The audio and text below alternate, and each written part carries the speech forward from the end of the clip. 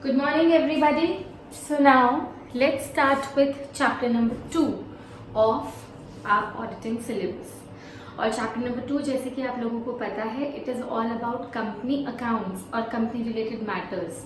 Company audit में हम सीखते हैं कि ऑडिटर कैसे अपॉइंट होता है, कौन अपॉइंट करता है, क्या रेम्यूनरेशन मिलता है, उसके पावर्स, उसकी ड्यूटीज, उसको क्या करना है, क्या नहीं करना है. ये सारी चीज़ें हमने फर्स्ट चैप्टर में स्टडी कर ली. अब सेकेंड चैप्टर में हम स्टडी करेंगे कि उनको किन किन चीज़ों के ऊपर ऑडिट करनी है. जैसे कंपनी अकाउंट्स की ऑडिट करनी है, कंपनी रिलेटेड मैटर्स को चेक करना है. तो इस पूरे चैप्टर को मैं 2 कैटेगरीज में डिवाइड करती हूँ. सबसे पहले company accounts and next company law वाले मैटर्स. हम इसमें सीखेंगे कि auditor memorandum, articles, issue of shares, issue of debentures, of redeemable preference shares, bonus shares, buyback पर क्या क्या चीज़ें नोट करेगा. और भी बहुत सारे टॉपिक्स है जैसे डिविडेंड है, ऑप्शन ऑन शेयर कैपिटल है. वो हमारा second part of the chapter है. अभी we are starting with company accounts.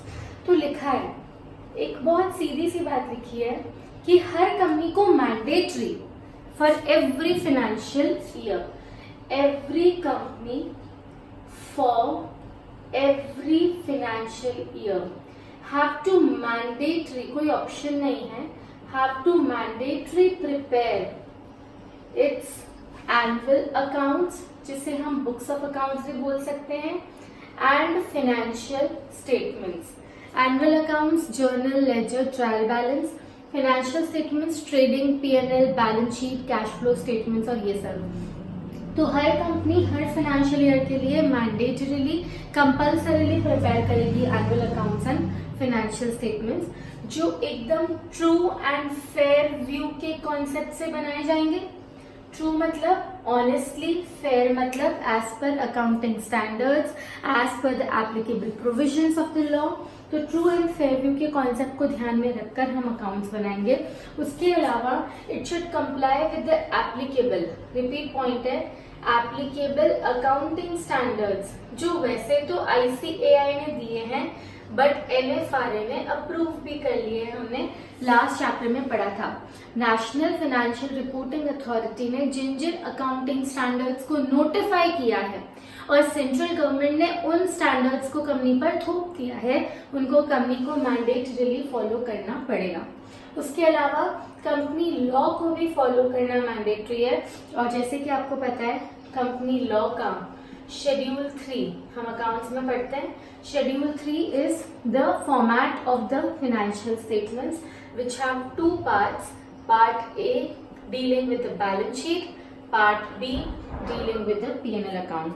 तो हर कंपनी को मैंडेटरीली पूरे फाइनेंशियल ईयर के लिए, फाइनेंशियल ईयर यूजुअली जो स्टार्ट होता है 1 अप्रैल एंड एंड होता है 31 मार्च को of the next year, prepare करने पड़ेंगे accounts which would be good, true and fair view as per the AS, as per the company law. उसके अलावा एक और बहुत छोटी सी चीज लिखी है कि अगर company, in case if the company is holding company, अगर कंपनी कोई होल्डिंग कंपनी है तो उसकी क्या होगी, सब्सिडियरी कंपनी. ऑब्वियसली हर होल्डिंग कंपनी को अपने खुद के बुक्स ऑफ अकाउंट्स बनाने हैं, own books of accounts. Her subsidiary company को भी अपने खुद के बुक्स ऑफ अकाउंट्स बनाने हैं. होल्डिंग कंपनी अपनी बुक्स बनाएगी, सब्सिडियरी कंपनी अपनी बुक्स बनाएगी, पर होल्डिंग कंपनी को अपनी बुक्स के अलावा एक और चीज बनानी पड़ेगी और उसे कहते हैं कंसोलिडेटेड फाइनेंशियल स्टेटमेंट्स.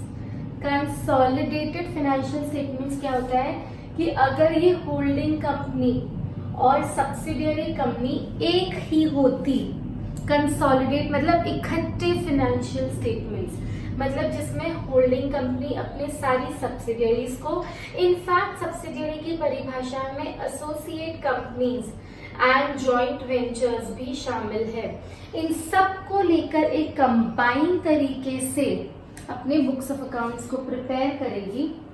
खुद के तो बुक्स ऑफ अकाउंट्स बनाने ही है, वो एकदम सेपरेट है.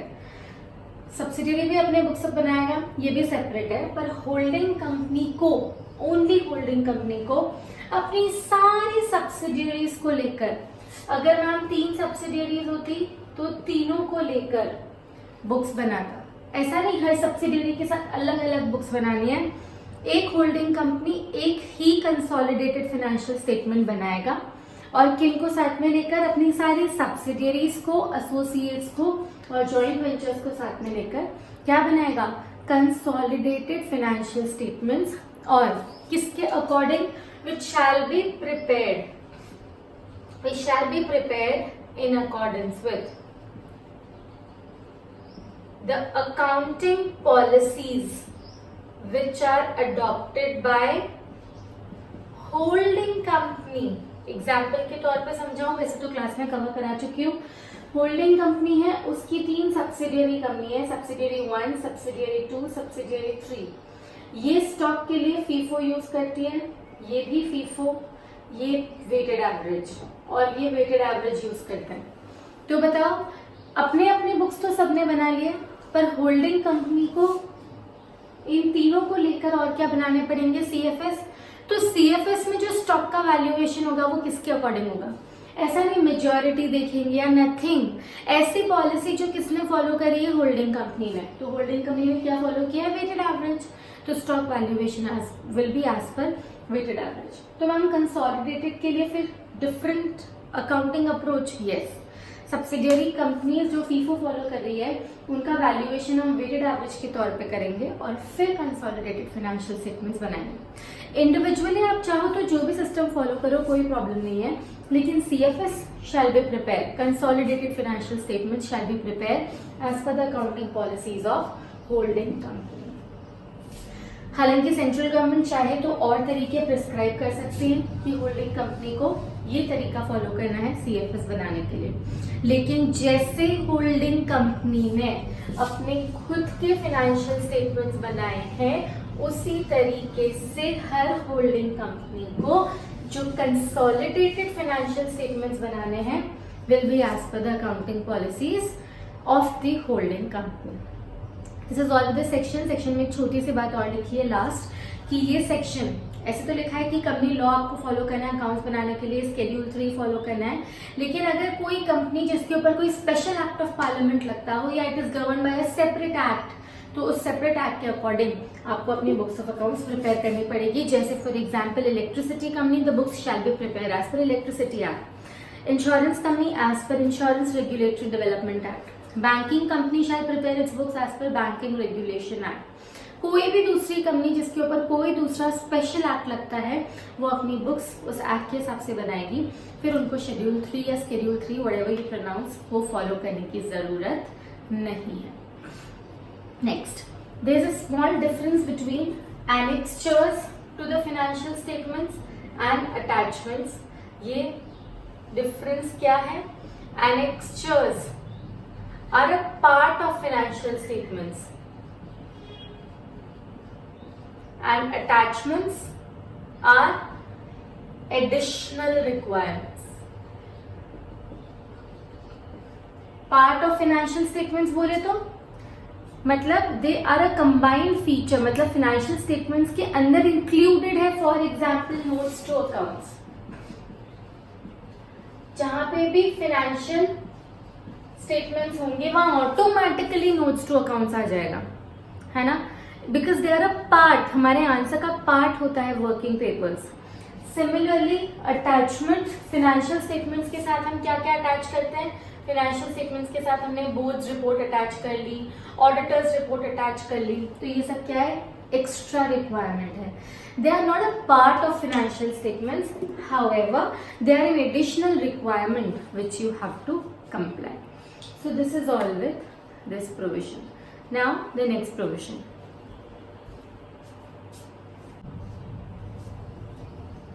So next section deals with the procedure। जैसे suppose for example 1 अप्रैल को हमारा फाइनेंशियल ईयर कमेंस हुआ, तो ये फाइनेंशियल ईयर एंड कब होगा? 31 मार्च को ये फाइनेंशियल ईयर एंड होगा। लेकिन जिस दिन फाइनेंशियल ईयर एंड हुआ उसी दिन तो ऑडिट नहीं हो जाएगी, अभी तो अकाउंट्स फाइनलाइज होंगे, एडजस्टमेंट एंट्रीज पास होगी, बुक एंट्रीज पास होगी। तो सबसे पहले अकाउंटेंट क्या बनाएगा? अकाउंट्स, अकाउंटिंग होगी। अकाउंटिंग पूरी रेडी होगी, books of accounts, financial statements पूरे रेडी होंगे, तो हम ऐसे ही ऑडिटर को नहीं दे सकते। पहले बोर्ड ऑफ डायरेक्टर्स उसे चेक करेंगे, ऑथराइज करेंगे, अप्रूव करेंगे, सर्टिफाई करेंगे, फिर हम उन्हें ऑडिटर को पकड़ाएंगे। तो अकाउंटिंग के बाद क्या होता है? ऑथराइजेशन। ऑथराइजेशन का मतलब क्या होता है? Signing and certification. जो कौन करता है? बोर्ड ऑफ डायरेक्टर्स करते हैं। अकाउंटेंट ने बोर्ड ऑफ डायरेक्टर्स को पकड़ाया, उन्होंने पूरा चेक किया, मतलब इनफैक्ट पहले अप्रूव भी किया कि सब बराबर है या नहीं है, फिर उसको चेक करके फिर साइन करा। कोई भी डॉक्यूमेंट हमारे पास आता है तो पहले हम उसे पढ़ते हैं, अप्रूव करते हैं, चेक करते हैं, एग्जामिन करते हैं, फिर हम उसको साइन और सर्टिफाई करते हैं। तो मैनेजमेंट ने या अकाउंटेंट ने बुक्स बनाकर दी, बोर्ड ऑफ डायरेक्टर्स ने उसको साइन करा, साइन करने के बाद हमने उसको ऑडिटिंग के लिए पकड़ाया, जो कौन करता है? ऑडिटर। और यहाँ पर ऑडिटेड फाइनेंशियल स्टेटमेंट्स के साथ क्या डॉक्यूमेंट अटैच हो गया? Auditors report. जैसे ही ऑडिटर ने ऑडिट रिपोर्ट दी और फाइनेंशियल स्टेटमेंट्स किसको हैंड ओवर किए? बोर्ड ऑफ डायरेक्टर्स को, कि हमारे साइड से अकाउंट्स रेडी हो गए हैं, ऑडिट हो गए हैं, ऑडिट रिपोर्ट हमने अटैच कर ली है। अब आप लोग चाहो तो इसके ऊपर अपनी बोर्ड्स रिपोर्ट अटैच कर सकते हो। जो कौन अटैच करेगा? Board of directors. अब ये जो ऑडिटेड फाइनेंशियल स्टेटमेंट्स है, जिसके साथ ऑडिटर्स रिपोर्ट अटैच हो गई है, फिर क्या अटैच हुई है? बोर्ड्स रिपोर्ट अटैच हुई है। ये सारे की सारे डॉक्यूमेंट्स किसके सामने पेश करे जाएंगे? मेंबर्स के सामने। कहां पर? एजीएम पर। जो क्या करेंगे इन डॉक्यूमेंट्स का? Adoption of annual accounts by passing an ordinary resolution.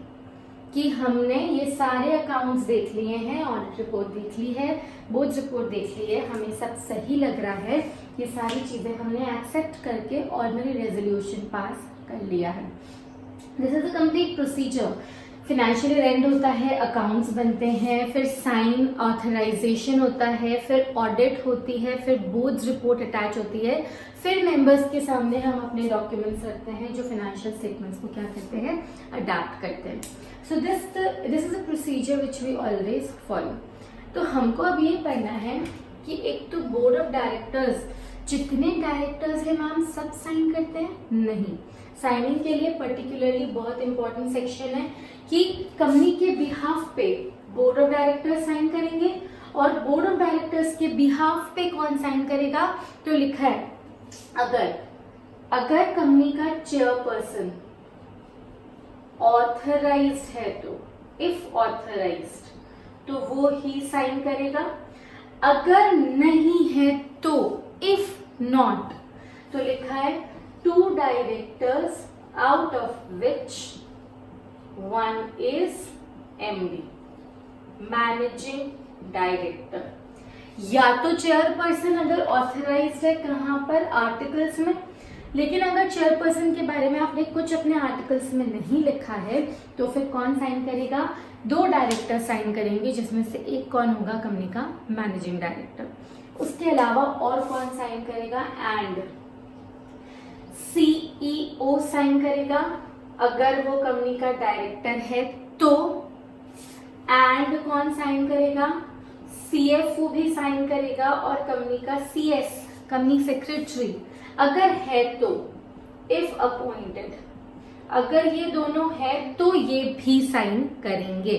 लेकिन ओपीसी के केस में इतनी माथापच्ची है ही नहीं, क्योंकि ओपीसी के केस में एक सिंगल डायरेक्टर होता है मिनिमम। अगर एक सिंगल डायरेक्टर है तो 1 डायरेक्टर का साइन इज ऑल्सो इनफ। तो ये साइन करेंगे फाइनेंशियल स्टेटमेंट्स को। The financial statements are authorized. कौन ऑथराइज करेगा? ये लोग। Chairperson if authorized, if he is not authorized we will go to 2 directors, or if one is MD. Then if CEO is a director, chief executive officer, if chief financial officer and company secretary exist in the company, then they will sign the financial statements of the company. However, in case of OPC, if the company is having only a single director, then the single director can sign on the behalf of the entire company on the financial statements. So this is all with accounting हो गई, accountant ने बना के दे दिया, approval हो गया, इन लोगों ने साइन कर लिया, ऑडिटर को ऑडिट करने के लिए दे दिया, उसने ऑडिट रिपोर्ट अटैच कर ली। अब जैसे ही ऑडिट रिपोर्ट अटैच हुई तो उसके बाद बोर्ड ऑफ डायरेक्टर्स को बोला जाता है कि अब आपको कुछ कहना है क्या। जैसे अगर ऑडिटर ने बुराई करी है कि कंपनी अच्छी नहीं है, he has expressed a modified opinion, तो in that case board of director अपनी बोर्ड रिपोर्ट में एक्सप्लेनेशन लिख सकते हैं। इनफैक्ट कंपनी लॉ में तो मैंडेटरी है सेक्शन 134 के अकॉर्डिंग कि हर कंपनी को जैसे ऑडिट करानी पड़ती है और ऑडिट रिपोर्ट होती है, वैसे कि वैसे हर कंपनी में एक और डॉक्यूमेंट अटैच होगा जिसे बोलते हैं boards report. Mandatory boards report attach करनी ही पड़ती है। उसमें बहुत सारे पॉइंट्स हैं जो हमें अभी आईपीसीसी इंटर ऑडिट में करने की जरूरत नहीं है, तुम लॉ में डेफिनेटली इसको करोगे, लेकिन जो ऑडिट के लिए एक इंपॉर्टेंट पॉइंट है वो मैं तुम्हें अभी पढ़ाऊंगी बोर्ड्स रिपोर्ट का। We will discuss 2-3 points of the board's report in this lecture only, and in the course also there only 2-3 points which are of reference. वो भी मैंने मेरे साइड से एडिशनल ऐड करा है, इन केस एमसीक्यू में अगर कुछ आ जाए तो you should know about it. So this is all. अब हमें फोकस करना है बोर्ड्स रिपोर्ट पे। अच्छा, बोर्ड्स रिपोर्ट अटैच हो गई, उसके बाद फाइनेंशियल स्टेटमेंट्स के साथ ऑडिट रिपोर्ट। बोर्ड्स रिपोर्ट एक एनवेलोप में डालेंगे, नोटिस ऑफ एजीएम डालेंगे और मेंबर्स को सबसे पहले क्या करेंगे, पोस्ट करेंगे कि इस तारीख को एजीएम होने वाली है, ये डॉक्यूमेंट्स रीड करके आना और एजीएम में आपको बैठकर ये डॉक्यूमेंट्स अडैप्ट करने हैं। तो consolidation and adoption of annual accounts is a matter of ordinary business. Ordinary resolution pass करके मेंबर्स इसको अप्रूव करेंगे। Now we focus something about board's report. तो बोर्ड्स रिपोर्ट में बहुत सारे पॉइंट्स हैं वैसे तो, लेकिन हम 2-3 पॉइंट्स डिस्कस करते हैं। जैसे ना कंपनी के बोर्ड्स रिपोर्ट में क्या क्या लिखा जाता है। एक तो अगर ऑडिटर ने अपनी ऑडिट रिपोर्ट में क्वालिफिकेशन, रिजर्वेशन, एडवर्स कमेंट मतलब गलतियां लिखी है, तो बोर्ड ऑफ डायरेक्टर्स क्या अटैच कर सकते हैं इसमें, रीजंस। अपनी सफाई में कह सकते हैं कि देखो ऑडिटर ने तो ये गलतियां निकाली है पर हमको भी इस पे कुछ कहना है, तो रीजंस ऑन एवरी, या रीजंस की जगह हम एक्सप्लेनेशंस भी लिख सकते हैं कि ऑडिटर ने जो गलती निकाली है वो हमारे हिसाब से गलती नहीं है, या whatever kind of explanation you can attach. Reason on every qualification, reservation and adverse comment, जो मैं लास्ट लेक्चर में हिंदी में बता चुकी हूँ, उसका मतलब गलतियां। इन एक तो स्टैट्यूटरी ऑडिट रिपोर्ट जो किसने करी है, पीसीए, और एक सेक्रेटेरियल ऑडिट रिपोर्ट जो किसने बनाई है, पीसीएस ने। अगर पीसीए और पीसीएस ने अपनी अपनी रिपोर्ट्स में कोई भी गलती लिखी है कंपनी के ऊपर, तो बोर्ड ऑफ डायरेक्टर्स इसमें रीजन अटैच कर सकते हैं। अच्छा, मैंने ये पॉइंट क्यों जरूरी समझा पढ़ाना, क्योंकि एमसीक्यू में क्वेश्चन आ सकता है कि बताओ क्या पहले बनता है, ऑडिटर्स रिपोर्ट या बोर्ड्स रिपोर्ट। तो पहले बनता है, पहले ऑडिटर्स रिपोर्ट बुराई करेंगे तभी तो बोर्ड्स रिपोर्ट में उसका एक्सप्लेनेशन आएगा। तो ऑडिटर्स रिपोर्ट पहले बनती है, बोर्ड्स रिपोर्ट बाद में बनती है, राइट। ये पॉइंट याद रखने के लिए मैंने ये पॉइंट डिटेल में पढ़ा है। पहले अकाउंट्स ऑडिट होते हैं, फिर बोर्ड्स रिपोर्ट अटैच होती है, फिर फाइनेंशियल स्टेटमेंट्स मेंबर्स के पास अडॉप्शन के लिए जाते हैं। और क्या क्या लिखते हैं, और भी छोटे छोटे एक आधा पॉइंट बता देती हूँ, जैसे कितने बार number of board meetings company में हुई है, how many times the director have met, इसमें हमें कितनी बार मिले ये लिखना है, कहाँ मिले, क्यों मिले, ये सब नॉट इम्पॉर्टेंट, राइट। उसके अलावा और अगर देखा जाए तो एक बहुत बहुत इम्पॉर्टेंट डॉक्यूमेंट अटैच होता है जिसे बोलते हैं, जिसकी वजह से मैंने ये टॉपिक पढ़ाया है, directors responsibility statement. Boards report में एक डॉक्यूमेंट अटैच होता है जिसे बोलते हैं डायरेक्टर्स रिस्पॉन्सिबिलिटी स्टेटमेंट, जिसमें 6 पॉइंट्स है जो हमें लर्न करना है। 6 पॉइंट्स है इसके अंदर एज द नेम सजेस्ट, ये डायरेक्टर बोर्ड्स रिपोर्ट है। बोर्ड्स रिपोर्ट के अंदर एक पॉइंट है डीआरएस, डायरेक्टर्स रिस्पॉन्सिबिलिटी स्टेटमेंट। इस पॉइंट के अंदर डायरेक्टर्स अपनी रिस्पॉन्सिबिलिटी लिखते हैं। क्या रिस्पॉन्सिबिलिटी? इट्स अ स्टेटमेंट जिसमें डायरेक्टर्स ने बताया कि हम इन काम के लिए रिस्पॉन्सिबल है। जैसे हमने अकाउंट्स एएस के हिसाब से बनाए हैं, हमने लॉ फॉलो किया है, हमने कंपनी के एसेट्स का ध्यान रखा है, हमने कंपनी में अच्छा बंदोबस्त किया है चोरी और रोकने के लिए। तो ये पॉइंट्स डायरेक्टर्स यहाँ पर लिखते हैं कि हम लोग इन सब चीजों के लिए रिस्पॉन्सिबल है। हम होशो आवाज में घोषित करते हैं कि हमने ही कंपनी के अफेयर्स को चलाया है, कंपनी को ध्यान से चलाया है, कंपनी के जो रिपोर्टिंग रिक्वायरमेंट्स है वो फॉलो करे हैं, वो इस पॉइंट में आएगा। तो डायरेक्टर्स रिस्पॉन्सिबिलिटी स्टेटमेंट में टोटल 6 पॉइंट्स हैं जो हमें ध्यान रखने हैं। जैसे 2 पॉइंट्स तो एएस और लॉ वाले ही हैं कि we have complied with all applicable accounting standards. एक तो उसको कंप्लाई किया है और एक कंसिस्टेंटली कंप्लाई किया है। कहीं पे भी अगर मटेरियल डिपार्चर है, कहीं पर भी अगर फॉलो नहीं कर पाए, वैसे तो हमने फॉलो किया है, बट अगर फॉलो नहीं किया है तो हमने जो रीजंस है, जो एक्सप्लेनेशंस है वो अटैच करे हैं। सिमिलरली हमने लॉ फॉलो करा है, हमने ऐसा सिस्टम बनाया है कि लॉ फॉलो हो। मैं डिटेल में क्लास में पूरा डिस्कस करा चुकी हूँ, शॉर्ट पॉइंट्स भी लिखवा चुकी हूँ उसके साथ। Keep revising with me. तो हमने एएस फॉलो किया है, लॉ फॉलो किया है। हमने बुक्स बनाने में जितने भी जजमेंट्स और जितने भी एस्टिमेट्स लिए हैं वो सब रीजनेबल है। ऑब्वियसली बुक किसने बनाई है? मैनेजमेंट ने। तो बुक्स बनाने में कुछ तो जजमेंट्स चाहिएंगे, कुछ एस्टिमेट्स लेने पड़ेंगे।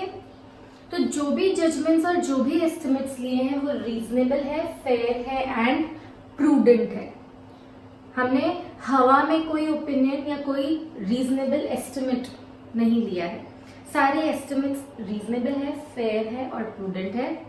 इसके अलावा और अगर बात करूं जजमेंट्स और एस्टिमेट्स के अलावा, कंपनी ने गोइंग कंसर्न एजम्पशन, कंपनी को गोइंग कंसर्न एजम्पशन को ध्यान में रखते हुए चलाया है। ऑफ कोर्स हम कंपनी को क्यों चला रहे हैं? ताकि कंपनी लंबे टाइम तक आगे बढ़ती रहे। तो डायरेक्टर्स ने वो सारे एफर्ट्स उठाए हैं कि कंपनी गोइंग कंसर्न एजम्पशन के हिसाब से चलती रहे। और क्या लिखेंगे कि हमने कंपनी की बहुत केयर करी है। We have taken proper and sufficient care. किसकी?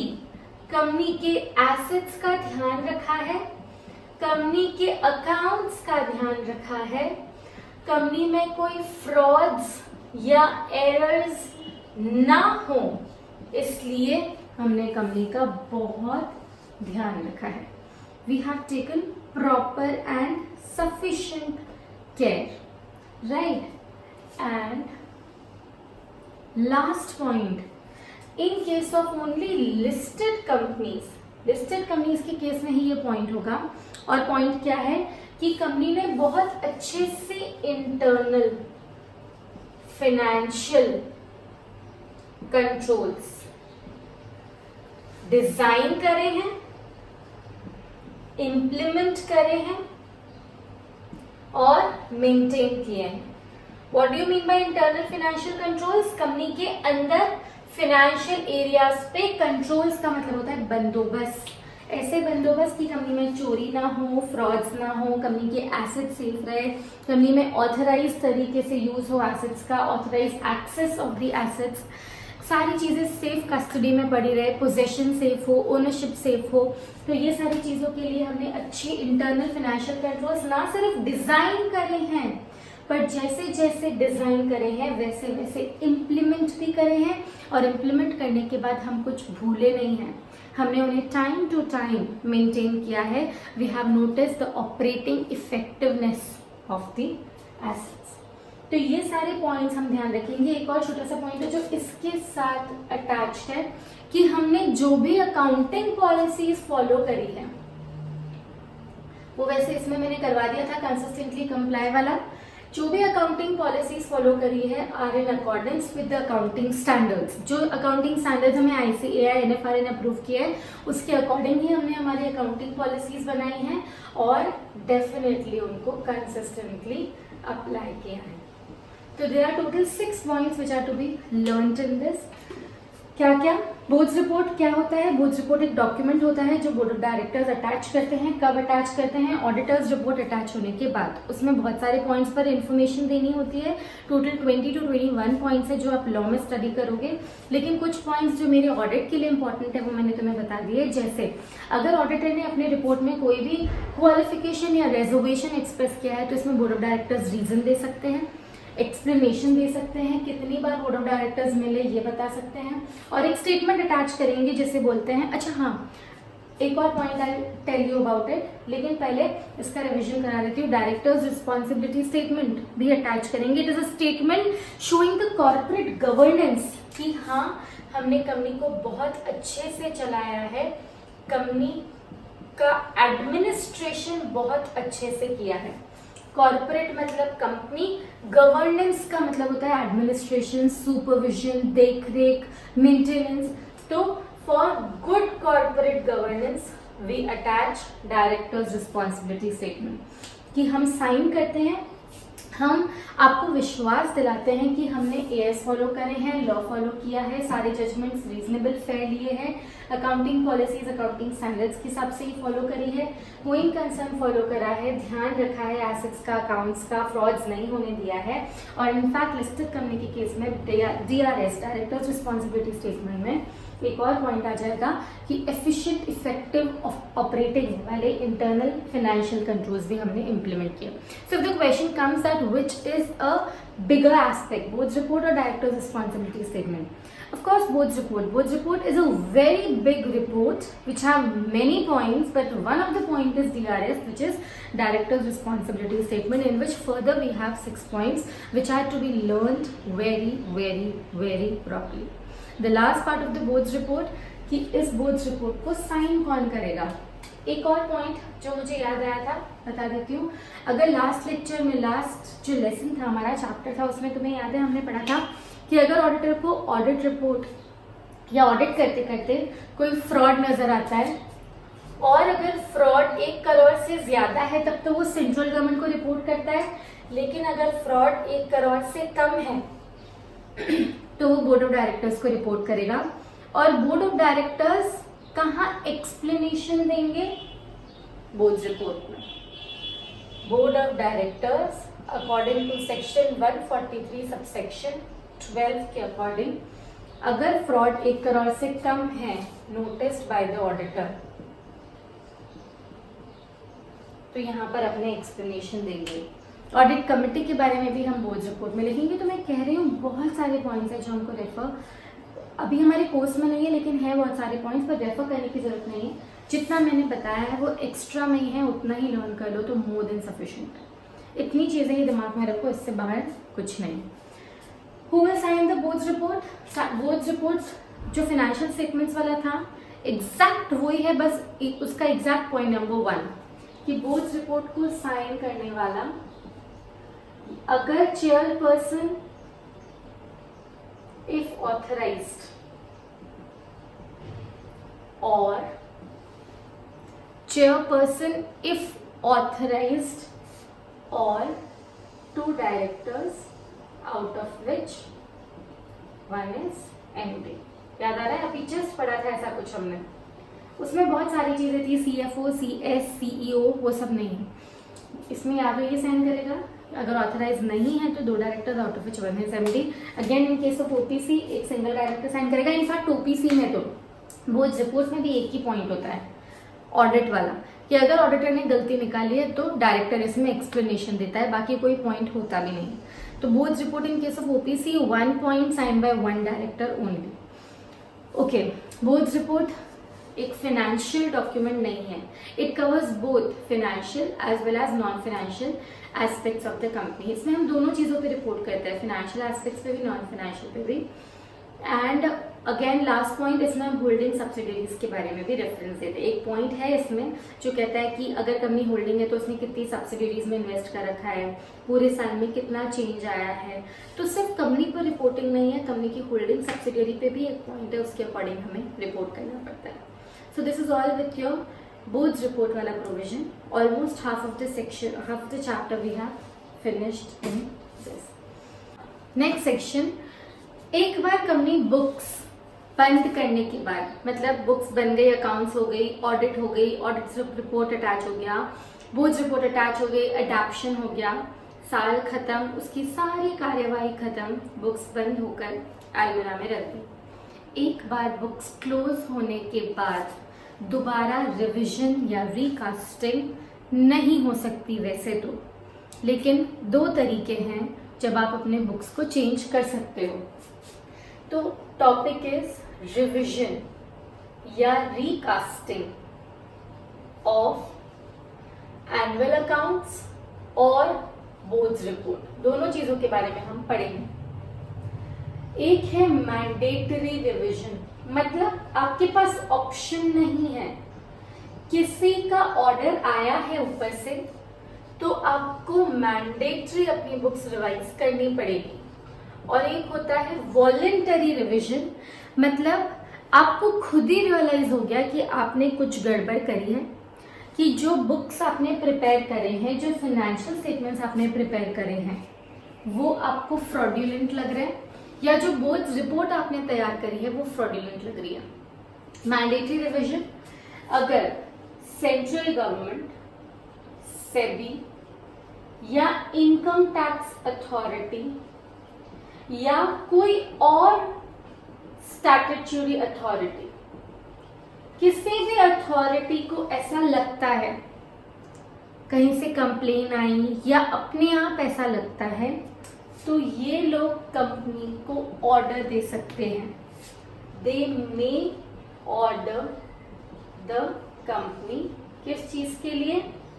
To revise the financial statements. Time दे सकते हैं, कितने टाइम के अंदर फाइनेंशियल स्टेटमेंट्स रिवाइज करके हमें जमा कराओ। यहाँ पे जो रिवीजन होगा वो फाइनल होगा और वो ही बुक्स ऑफ अकाउंट्स मान्य रखेगी। That's it. अगर ऊपर से ऑर्डर आया तो इन दैट केस हम लोग कंपनी के अकाउंट्स को रिवाइज करना पड़ेगा, मैंडेटरी। अगर इनका ऑर्डर आता है तो किसी भी एक का ऑर्डर आ गया, कोई भी बोला है इन्होंने कि आपको मैंडेटरी आपकी बुक्स को चेंज करना है, तो कंपनी को करना पड़ेगा। कंपनी को वॉलंटरीली ऐसा लग रहा है कि चेंज करना चाहिए, बुक्स में बहुत सारी गलतियां रह गई है, तो लिखा है कंपनी चाहे तो चेंज कर सकती है, बट इसके लिए प्रायर अप्रूवल लेनी पड़ेगी, किसकी? Of NCLT, national company law tribunal को भरोसा दिलाना पड़ेगा कि हमारे बुक्स में सच में कुछ गलतियां रह गई है, अगर आप हाँ करते हो तो हम अपनी बुक्स को रिवाइज कर लेते हैं।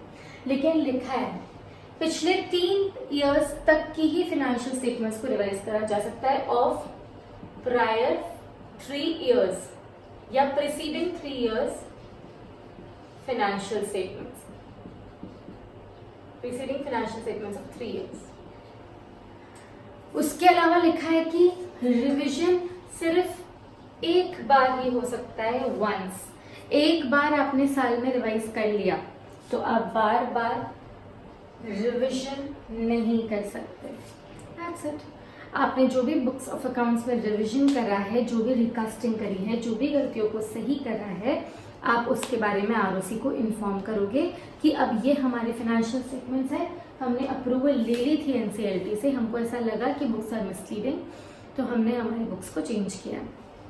मैम 5 साल पुरानी बुक में गलती दिखी है, वो चेंज कर सकते हैं? नहीं, पिछले 3 साल तक की ही बुक्स में गलतियां सही कर सकते हो। और इनफैक्ट ऐसा नहीं पूरे साल गलतियां सही करने में लगा दिया, एक बार गलती सही कर सकते हो। Once you can reopen your books in a year. अगर अब आपको वापस गलती दिखती है तो you will have to wait for the next year.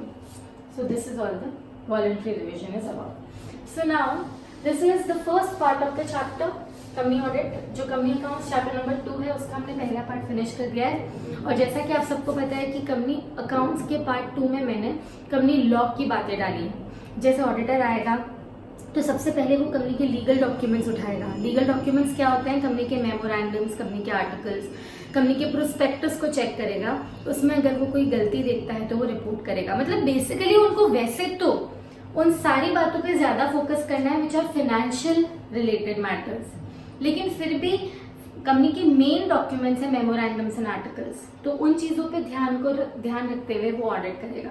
Memorandums में सारे क्लॉजेस वो स्टडी करेगा, name clause, situation clause, object clause, liability clause, association clause, capital clause, subscription clause, इन सब चीजों को देखेगा। अगर ओपीसी है तो सब्सक्रिप्शन या सक्सेशन क्लॉज, तो इन सब चीजों को देखकर ही वो ऑडिट करना स्टार्ट करेगा। मतलब आते ही उसकी ड्यूटी है कि कौन कौन से ट्रांजैक्शन है जो अल्ट्रा वायर्स जा रहे हैं, बियॉन्ड द पावर जा रहे हैं, उनको नोटिस करेगा, कंप्लेन करेगा कंपनी के मैनेजमेंट को कि देखो सुधार लो वरना मैं अपनी ऑडिट रिपोर्ट को मॉडिफाई कर दूंगा। आर्टिकल्स भी पढ़ेगा कि उसकी क्या पावर्स है, मैनेजमेंट के क्या पावर्स है, कब मैनेजमेंट शेयर्स इशू कर सकता है, क्या क्या राइट्स, क्या क्या ड्यूटीज है, ये सब आर्टिकल्स में रेफरेंस देगा। फाइनेंशियल एस्पेक्ट्स पे ज्यादा फोकस करेगा। प्रोस्पेक्टस भी रीड करेगा, कंपनी ने कितनी शेयर्स इशू करे, प्रीमियम पे करे, डिस्काउंट पर तो नहीं करे, क्या यूज है, कितना अंडरराइटिंग कमीशन दिया है, कितना ब्रोकरेज दिया है, कितने फ्लोटिंग चार्जेस लगाए हैं, जितने फ्लोटिंग चार्जेस लगाए हैं उतने ही लेस करे या नहीं करे, प्रोस्पेक्टस में लिखा हुआ वाक्य सही तो है, गलत तो नहीं है, there is no misleading content in the prospectus of the company, ये सब चीजें को ध्यान रखेगा। ऐसे ऐसे करते करते बहुत सारे टॉपिक्स है, जैसे audit of share capital. Audit of share capital बहुत इलेबोरेटेड तरीके से हमने क्लास में डिस्कस करा था कि जब वो शेयर कैपिटल की ऑडिट करेगा तब उसको बहुत बहुत सारी चीजें ध्यान में रखनी है, क्योंकि शेयर कैपिटल सबसे पहले वो पढ़े लिखे है। जब अगर एग्जाम में क्वेश्चन आ जाता है कि how will you audit the share capital of the company, तो हमें आंसर किस तरीके से लिखना है?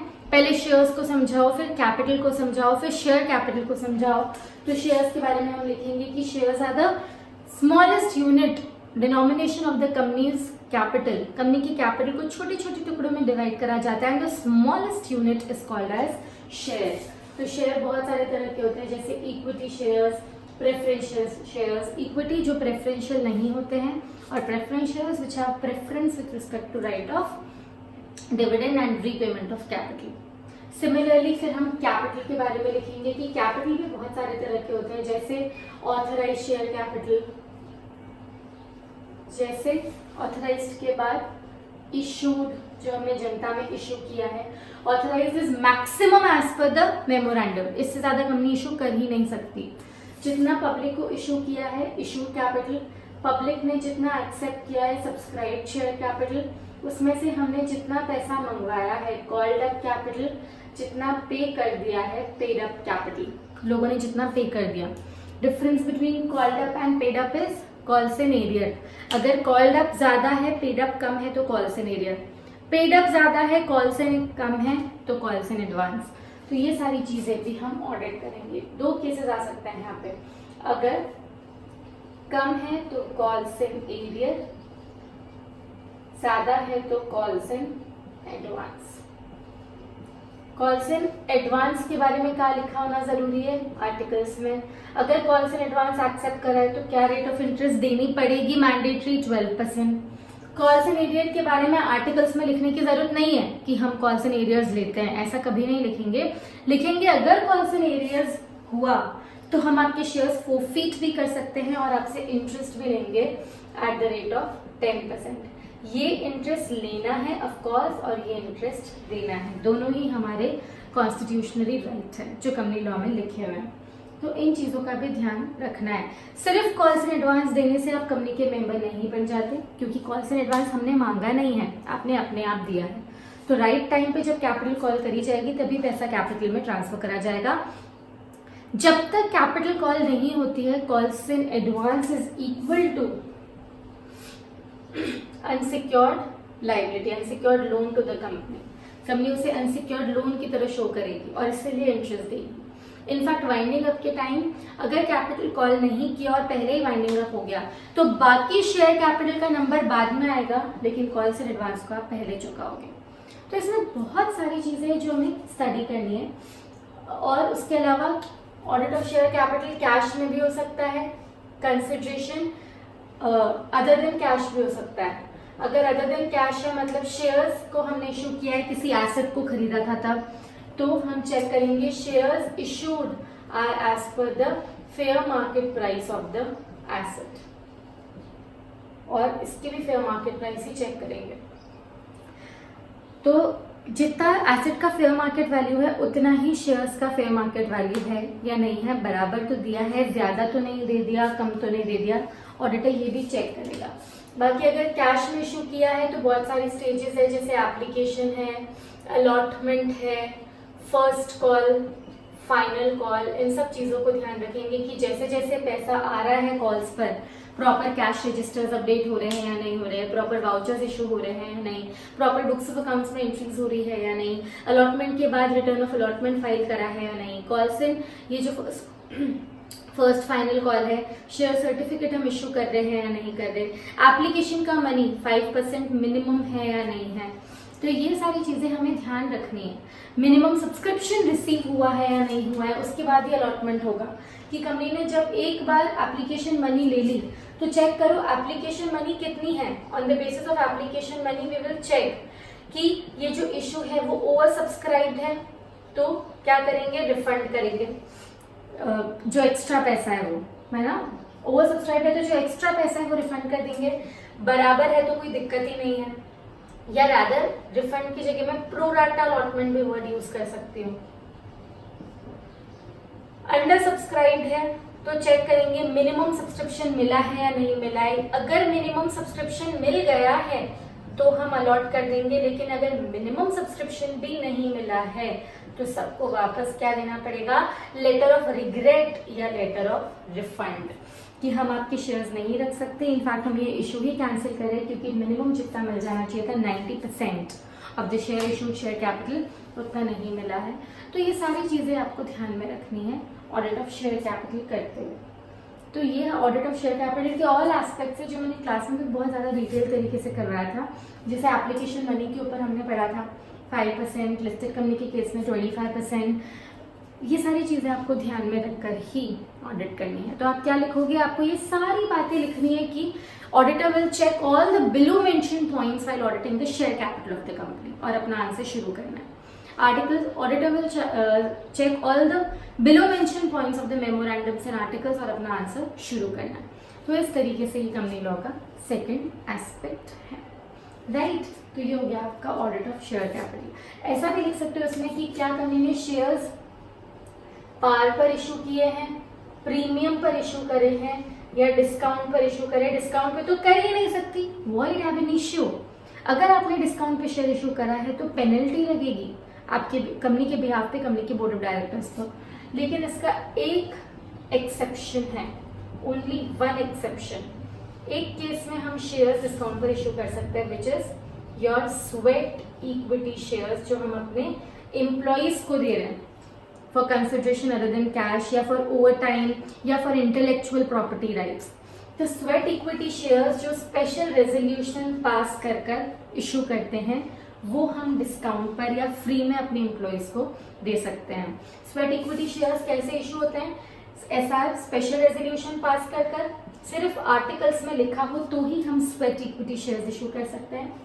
सिर्फ वही कंपनी जिसको बने हुए more than 1 year has been elapsed of companies in corporation, company को बने हुए 1 साल से ज्यादा हो गया है तो हम इन that case sweat equity shares issue कर सकते हैं। पार पे है तब तो कोई प्रॉब्लम ही नहीं है। प्रीमियम पर अगर पैसा है, अगर शेयर्स हमने प्रीमियम पर इशू किए हैं तो whether we have transferred the amount in a separate account which is called as security premium account, premium आप कितना भी चार्ज कर सकते हो, लेकिन जो पैसा सिक्योरिटी प्रीमियम अकाउंट में आ गया उसकी यूजेस बहुत ही ज्यादा लिमिटेड है, सिर्फ 5 यूजेस हैं। कौन कौन से? सिक्योरिटी प्रीमियम का पैसा या तो आप सिर्फ बाय बैक करने में यूज ले सकते हो, या fully paid up bonus shares को इशू करने में। Buy back of fully paid shares, issuing fully paid bonus shares, discount on issue of shares या debentures। अगर हमने डिस्काउंट पर हमने अपने शेयर्स इशू करे हैं तो भी हम प्रीमियम का अमाउंट यूज कर सकते हैं, और अगर हमने प्रीमियम पर रिडेम्पशन किया है, premium redemption, premium on redemption of shares या debentures, discount on issue, premium on redemption. अगर 10 रुपए का शेयर हमने 9 रुपए में दिया है तो हम ये 1 रुपया सिक्योरिटी प्रीमियम में से ले सकते हैं। सिमिलरली 10 रुपए का शेयर हमने 11 रुपए में रीपे किया है वापस, this is premium on redemption. उसके अलावा और भी जो भी चार्जेस है आपके अंडरराइटिंग कमीशन, वो हम यहाँ से निकाल सकते हैं। तो ये आपके सिक्योरिटीज प्रीमियम का यूटिलाइजेशन है। तो जब हम ऑडिट ऑफ शेयर कैपिटल पढ़ते हैं तो हमें बहुत सारी चीजें हैं जो स्टडी करनी पड़ती है। ये सारे वाइड कॉन्सेप्ट है, इट्स अ लॉन्ग आंसर जिसमें आप अपने सारे पॉइंट्स को शो कर सकते हो, जितना भी दिमाग में आता है उन सब चीज़ों को। सो this is all for today. इतना रिवाइज करो, बाकी का जो बैलेंस चैप्टर है वो नेक्स्ट वीडियो में मैं अपलोड कर दूंगी। उसके बाद we will start with the next chapter, right? Thank you.